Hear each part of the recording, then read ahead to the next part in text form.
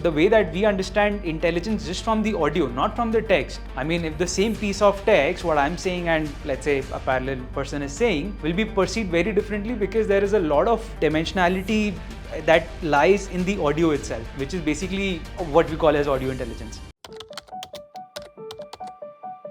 Hey guys, this is Varshul. I run this company called Dubverse. We largely work on the speech side of generative AI. We basically deal with like products and solutions around text to speech to text, video dubbing, as the name suggests. Dubverse. That's what we started with. I mean, just a little bit background about myself. I've been like 10 years into AI.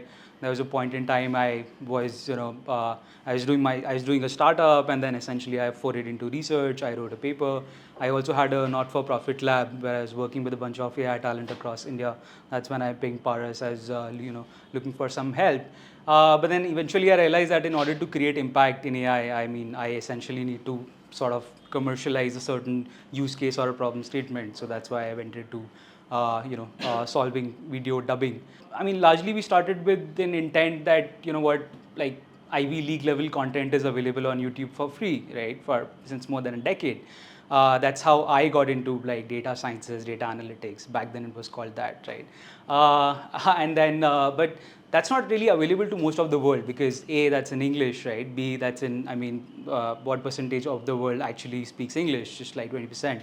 And we come from a very multilingual side of the world. I mean, I come from a North India where essentially you go to an English medium school, you come home and start speaking Hindi. So that problem was as real as, can I solve something for myself? With that in mind, we started building out the product. Like it was pre-generative AI days. It was mostly COVID time, so I could just like get focused, sit through, and get stuff done. So yeah, that was the genesis. Maybe now we can just talk about what we're up to. Yeah. Look, I mean, largely what we're trying to build is that speech systems have largely been sort of they started with being concatenative systems to sort of neural based, and now essentially everything is Gen AI, right? So while we were working on video dubbing, we realized that the output content is largely two things, which is what is being said and how it is being said. What is being said is basically the scripting part, the machine translation, legacy systems. Those were relatively easy. But then how it is being said is what essentially makes a content human, right? Is what makes a communication human. I mean, the pauses, the inflections, the intonations. And the best of the best systems that existed out there was sort of Amazon Poly. I'm sure some of you would have heard those voices. Google voices, even Azure had some of them, but then they were barely sort of listenable, right? It practically sounded like the lady in the metro, Delhi metro, right? It's basically very flat out, very sort of like word by word, so it doesn't feel human at any point in time. That's what we started, and even before we started the company, registered the company, we were training out these models. These were essentially, more so definitely not autoregressive sort of architectures. These were essentially Tacotron, TalkNet based architectures. Has anybody heard of them? Okay, that's nice. Has anyone else like worked in speech in general? So I can get some context. Nice. So this talk is going to be about speech, right? So welcome to that. So I mean, when we talk about what has been the recent progress, right? I mean, largely the entire idea of self-supervised learning has kicked in, right? Where essentially you don't. Earlier when we were training out these models, these used to be phoneme-based systems. So what is a phoneme? Essentially, my name is Varshul. If we break it down to Varshul, it's V, A, R, Sh, U, L. So basically, it's that way it's broken down. Phonetics as a branch of audio is something that would have sort of gone through with school and college. But what self-supervised sort of learning allows us is to directly map it against the text, which essentially means that there is a broader set of non-linearities that can be covered, which are essentially not always existing in phonemes. The problem with phonemes is that it's hard to scale as well as a system. So what you're trying to do is you're trying to convert text to phonemes and then phonemes to audio, right? So essentially, by principle, anything which is a cascaded the output will be bad because essentially you're losing information while you're mapping from one space to the other, right? Which is when we realize that like all of these systems essentially are coming up towards where a lot of data can be just put in, and that's what Wave 2x, which is basically a derivative work of Meta, wherein they launched Seamless for MT, and they launched like a bunch of models, Seamless for MT, Seamless for MT Expressive, so on and so forth. So that's what sort of Wave 2x allowed for us. Then essentially we were, with the use of powerful generative models, which is largely autoregressive, is at the heart of it, right? The entire nature of the just decoder-only architectures, where basically they can spit out tokens, and that then those tokens can be converted to audio, which is basically more temporal in nature. I'll cover the architecture in bit. And yeah, I think the scaling laws has obviously kicked in speech. I mean, what has largely happened in text has also happened in speech and audio. I remember a time where we were just like even 25 hours of data was kind of enough for us in order for us to get some basic results, right? But then now these models are so data intensive that largely we're talking about them in about, I mean, current model that we're training is about 200,000 hours, and obviously the other set of models that are out by other folks, some of that work is out in open, is in millions of hours. So that was just the broader context. Now I think we can deep dive into each and every of them.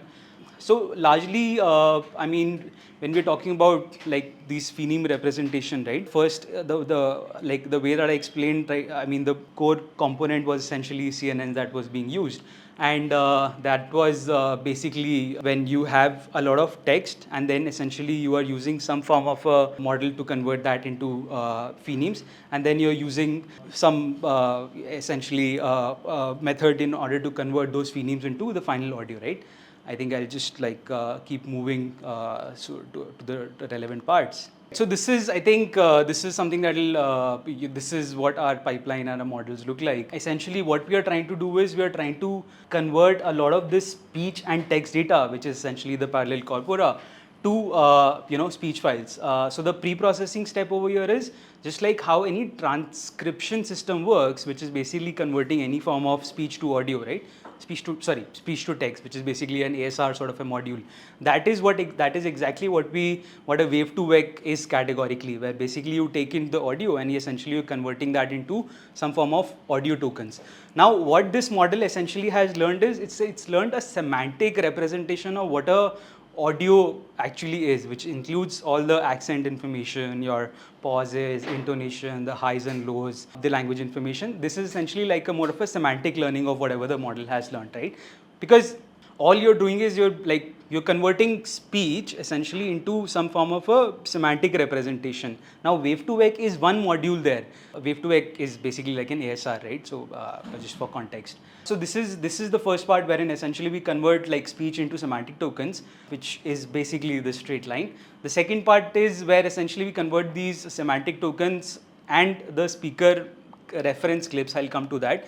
That defines our M2. So M2 is what it's doing is it's taking those semantic tokens and the reference files, which is basically the audio that these sort of that is an actual audio, and it's temporally sort of, I mean, what a diffusion architecture does is it denoises, right, at every step. So that is what it's doing to come up with a very clear representation of what that audio looks like, which then gets converted to a mel spec. So yeah, I mean, essentially this is what's happening at the sort of training time. Like I said, at an inference time, we sort of do away with the entire approach of Wave 2x because we don't need transcriptions in that case, and then the sort of transformer plus diffusion plus the mel spec generator kicks in. So basically, this is something that I mean we've also written about as a blog, where what we are largely trying to do is I mean it's very similar to how like a GPT 4.0 was kind of trained, right? Where essentially you have these individual components like a whisper and then a transformer, which like an LLM, and then essentially a speech generative system. And then while you have these individual components, you jointly train them in a certain way where you have these end-to-end sort of possibilities in a certain way, right? That is something that we also envision that our models end up sort of doing at a later point in time. But I mean, right now we're just too focused on just doing text to speech as a primary use case. Yeah, so I think you are talking about sort of data stacking and what our approach looks like. So it basically goes back to what Jan LeCun said about looking at that as a cake. So it basically is a three-part process.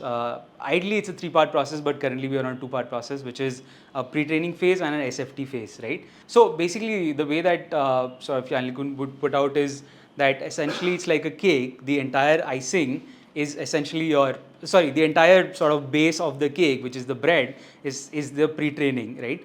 Essentially the icing is where the most of the cream, most of the sort of the information lies, which becomes your SFT. And the third component is basically the cherry on the cake, which is what what RLHF means in a LLM context. We don't do RLHF, right? That's an open area for us. But when we talk about sort of our data strategy, then this is how we look at. So now you can imagine that even if you do not have a supervised data of or like labeled data of let's say a very different sort of a voice signature, you can still have that as part of your sort of training set, right? But when you're talking about SFT, that data needs to be relatively high quality. So if you have to talk about the scale set of data, that can be like low quality lectures recorded on like bad microphones and stuff. But when we talk about doing some form of SFT, then this needs to be like a high quality, very clean, without very clean, not just in terms of audio, but even textually. The sort of the way that we would transcribe should be relatively clean. Only then the end output is leveraging from both what it's seen on the pre-training phase and the SFT part. So that's essentially what our entire data strategy is. I think I'll cover. So yeah, these are some of the open opportunities still. The entire nature of looking at like in audio intelligence, and when I say audio intelligence, it's not multimodal side of intelligence, but the way that we perceive emotions. We as humans are very sort of perceptive of the way that someone is talking, right? Essentially, and we could see through even if whatever the person is saying, right? Like essentially, it's very easy to see through if someone is sort of trying to pretend, right? Because the way that we understand intelligence just from the audio, not from the text. I mean, if the same piece of text, what I'm saying and let's say a parallel person is saying, will be perceived very differently because there is a lot of dimensionality that lies in the audio itself, which is basically what we call as audio intelligence. So, like if I give you a scale of emotion, 6 emotions, and I tell you to rate my 1 minute of speech, then it will be very hard perceptively to say that this is 10%, this is 30%, this is 15%. On that note, you would have checked out Hume, when they did a launch, they were trying to show like a graph and like a plot of whatever each response sort of boils down to, right? So that is some way where they have tried to sort of showcase that. But even in models like GPT-4o, the audio intelligence component is not very well covered, because at the end of the day, the speech to text that was happening was largely on whisper, via whisper, right? Which is defaulting to the textual information of the audio and not the audio emotional information in the audio, right? So there's a massive difference between the two. The way that I think this will be massively useful is when you talk about empathetic sort of voice bots, voice agents, right? If audio you have to induce empathy, right? Let's say somebody is trying to create like a car sales agent versus an insurance sales agent. So that way, like the amount of empathy you would want to induce is something that will be covered with these audio intelligent models. That is like an open opportunity, the way that I look at it. DPO or RLHF, has any of you worked on this? Maybe I'd like to pick some of your brains on this part. On just RLHF, is anybody working actively on this? Very little. I can connect you to someone else who's done. Hey, that'll be great help. Yeah. So basically, in LLMs, this has been massively sort of explored, but in speech domain, this is something that's still new and everybody's learning. So this is again something that can be looked at. Cross-lingual transfers, like the way that I was saying, if there is a lot of all of these languages like Dravidian languages, it's like a family tree. There are these English languages that's like a family tree. So basically, if a lot of this cross-lingual transfers can happen, then you don't need massive amount of data in a new language, which basically means that you can do a lot of low resource stuff. Imagine basically the 22 scheduled languages of India. You can do all of that. Tell you like a one fancy eval, right? And I think this is something that we have on our API docs as well. Is basically when you're trying to put out a number, which is let's say my number 97187789997, it will almost always hallucinate because there are multiple double-digit numbers, and this is like a very basic eval that you can run through any text-to-speech system. Yeah. This is something that is like learning for me as well. So listen, this is like a tongue twister of sorts. पीली पपलियों पर पल people के पेड़ के नीचे पीतल का पीला पपीहा पीली पत्तियों पर पंख फड़फड़ाता है Right now, yeah. Now listen to others. पीली पपलियों पर पल पल पीपल के पेड़ के नीचे पीतल का पीला पपीहा पीली पत्तियों पर पंख फड़फड़ाता है. This was still decent. Let's say 11 labs. पीली पपलियों पर पल पल पीपल के पेड़ के नीचे पीतल का पीला पपीहा पीली पत्तियों पर पंख फड़फड़ाता है. फूल फेंकते फेंकते फकीर फूले नहीं समाए फटी फटी फकीरी में फूटी किस्मत भी फिसल गई. A little bit of like clarity of speech and stuff. Especially like it messes up with the nuktas a lot. It's like zaruri, jaruri, jahaz, zahaz. All of that. Like so, yeah. I mean, I think we were largely on cross-lingual transfers, and I think last thing is that audio adapters for more end-to-end stuff. And especially with like Llama 4, which is going to be multimodal and open source, so there'll be a lot of like large area of opportunity around the research side that has to be done on adapters. Because look, you can't always do an end-to-end system, right? But you can definitely, if you have an adapter, if you want to fine-tune for a specific use case, you can always do that. So this is something that will massively improve as in when these like more end-to-end sort of models come out, right? So yeah, this is we should be working on this part. Yeah, I think there's a lot happening on. I think from an open source side, there are certain labs that sort of you can refer to. I mean, there's IIT Madras also sort of publishes some of the work, but obviously it's not like these are not scale models and stuff. So this is the journey that we have covered as a company so far. This is basically, I mean, by the way, this is what we call our Tomahawk, which is like our in-house sort of GPU rig. It's a bunch of A6000s. It's not a lot, but then essentially it's enough to keep it busy. You can see all the cores are working, right? And largely what we've been able to do is we've launched an open source sort of a version, which was more of an alpha approach where whatever I explained, we put it out in the community to gain early feedback, and then essentially on top of it we were building. Then we released like more of a short context models, which was trained on about 5 to 10 seconds, right? The problem was with that was that was not able to do like more of a long form generation because if you're doing a long form generation, then you need that sort of a context of what the speaker sounds like. Else the speaker pitch and tone can vary a lot. So if you look at it as a whole, then it doesn't sound very good. So which is what we worked for. Now we've been able to generate context lengths of about 20 to 30 seconds, right? Which is what has went live for audiobooks, and now what we're working on is emotional controls, which is what I was trying to answer, that you can always induce certain form of like emotion if you choose your inputs fairly well. And yeah, these models have been trained on about like 100,000 GPU hours. I have some tips and tricks if if somebody's looking for computer in there, so I can share that offline. This is covered in about 16 languages, and it's like a 1 billion parameter model. So that is what the journey we've covered, just as some emotional emotion like samples which has certain emotion. I bought a vacuum cleaner 6 months ago, and so far all it's been doing is gathering dust. So now essentially you notice the certain inflections where it's able to live. Now that is basically a cycle of SFT, right? To explain in certain ways. It's so hard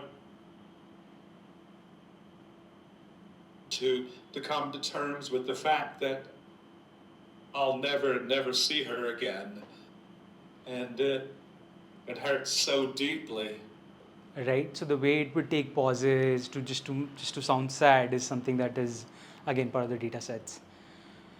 So yeah, I think maybe one sample of confused. Right. So even the certain inflections, it's largely like intonation around a specific emotion that it wants to portray. So this is something that's been possible as well. So yeah, with that, this is what Dubverse does. Thank you. Thanks for being like a patient audience. I hope this was some journey into the audio and the speech domain.